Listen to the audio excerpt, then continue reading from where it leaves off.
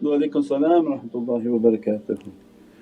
Sayyidi, is there any truth to the practices of exorcism and casting evil jinn out of the body? Are you turning in for the first time? You could have texted the answer back for that one.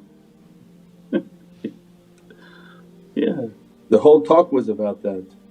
Not exorcism, because that cross not going to help anyone, that's going to bring more shaitans into you. So that's, their movies are completely rubbish.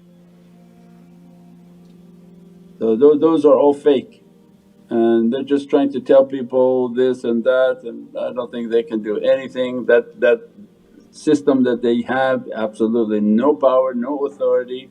And the real ones, if they're coming, those things they're going to eat you with.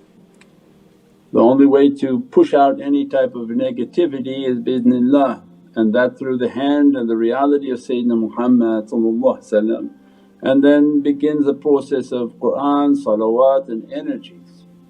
So these are not things that leave people. This is the concept also of the taweez. Why we wear taweez around our neck is to sanctify ourselves not to be possessed, that this is not a vehicle that you can take. So this is just a borrowed vehicle. You know, the soul is what comes from paradise. But if somebody else enters your vehicle like a Uber and doesn't want to get out, you're gonna have a big problem. So like when you watch these Uber drivers driving and somebody get in and start to try to stab the guy and attack the person, then you think in spirituality this is the exact same thing in spirituality. That if you just keep walking everywhere, well of course all different creatures are going to try to enter to your body. So if you go to the mall, you walk down busy streets, you walk down anywhere, all sorts of creatures are going to try to enter into your Uber, and they're not necessarily going to leave because you asked them to leave. So the concept in tariqah was what? That you have to always have wudu. Why? Because you have to keep your doors locked. You have to put a taweez on because this is like a decal on your windows. And this is a part of the belief that I'm asking for Allah's support, I'm a weak servant. And so all of these practices then gives us a protection in which creatures look and say, if we're really gonna sit in this guy's car, those signs he has are now going to come after us. They know that world, you may not know that world, they know that world. And if you don't believe it, look at the people whom they tattoo. So you always look to the devil to understand your own faith.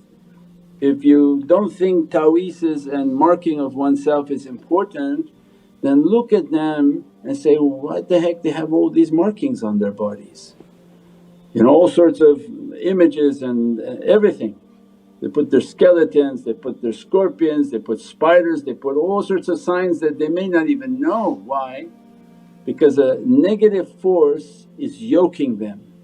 So every time you do this it's blasphemous to Allah, harder to get that guy out because he's now going to lock himself into that vehicle. So imagine the Uber guy gets a passenger and immediately he starts to weld all the doors and you're like, what are you doing back there? I said, don't pay attention, don't worry. And he's welding the doors, I mean you yell at him to get out, he's not getting out.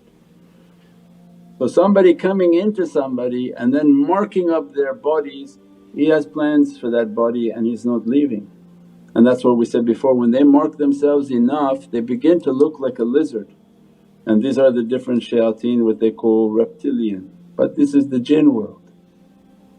Nefarious, the bad ones, and the good ones also can look like that but they don't interfere with people, inshaAllah.